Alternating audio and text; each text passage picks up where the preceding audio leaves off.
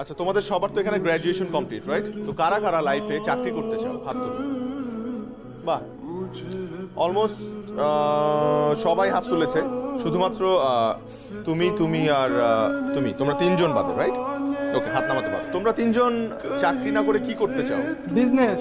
Business, ওকে। তাহলে বাকিদেরকে একটা সাজেশন দেই, আমরা আজকেই তোমাদের সিভি গুলো এই তিনজনকে দিয়ে রাখবে, কারণ একটা সময় এই তিনজনের কাছেই তোমাদের যেতে হবে চাকরির জন্য। দেখো, একটা দেশে সবাই যদি চাকরির পেছনে ছোটে, কেউ যদি ব্যবসা না করে, তাহলে তারা চাকরিটা করবে কোথায়? তাদেরকে চাকরিটা দেবে কে? সরকারের পক্ষে তো সবাইকে সরকারি চাকরি দেওয়া পসিবল না, তাই না? এখন একটা দেশের ইকোনমি বা তার জিডিপি পুরোপুরি নির্ভর করে তার দেশের উৎপাদন ও ব্যবসার উপর। দেশে যত বেশি ব্যবসা হবে, তত বেশি কর্মসংস্থান হবে এবং তোমরা ভালো ভালো চাকরির সুযোগ পাবে। তারপর আমি খেয়াল করেছি যে সবার একটা ভ্রান্ত ধারণা আছে যে বিজনেস করলে বড়লোক হওয়া যায়, বা মানুষ ব্যবসা করে শুধুমাত্র বড়লোক হওয়ার জন্য, কিন্তু বিষয়টা কিন্তু তা নয়। ব্যবসা না করলে নতুন আইডিয়াস জেনারেট হবে না, আর নতুন আইডিয়াস জেনারেট না হলে দেশের ইকোনমি বা দেশকে উন্নয়নের শীর্ষে আমরা নিয়ে যেতে পারবো না। তো এই কারণে বলছি যে সবাই চাকরি করো না, মাথা থেকে ভূত ছেড়ে ফেলো, উদ্যোক্তা হও, বি অ্যান এন্টারপ্রেনার। সেখানে দেখবে যে তোমার সম্ভাবনা সীমাহীন। আমি সরি, আমি মনে হয় আবারও সেই বোরিং বক্তৃতা দেওয়া শুরু করে দিয়েছি। না, আর কোনো বক্তৃতা নয়। আমি আবারও আমার রেসপেক্টেবল টিচারদেরকে ধন্যবাদ জানাতে চাই আমাকে ইনভাইট করার জন্য, and thank you each and every one of you for being here.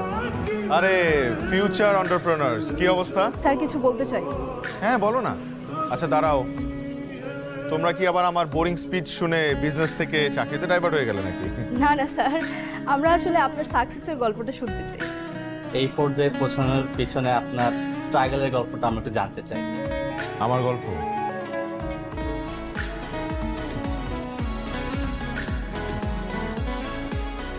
আমি কিন্তু সিভি বানায় দেওয়ার বিজনেস করলেই পারতাম, ভালো প্রফিট হতো।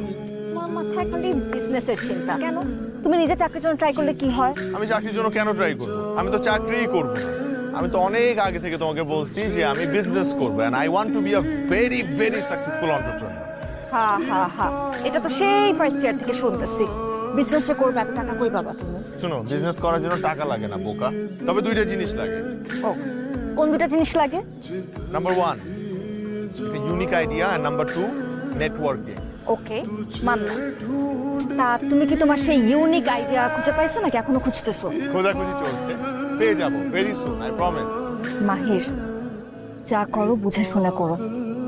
আমার কেন জানি মনে হয় তুমি একটা রিস্ক নিতে যাচ্ছ। ডোন্ট ওয়ারি, আমি বাড়ি থেকে ফিরেই একটা বিজনেস শুরু করব।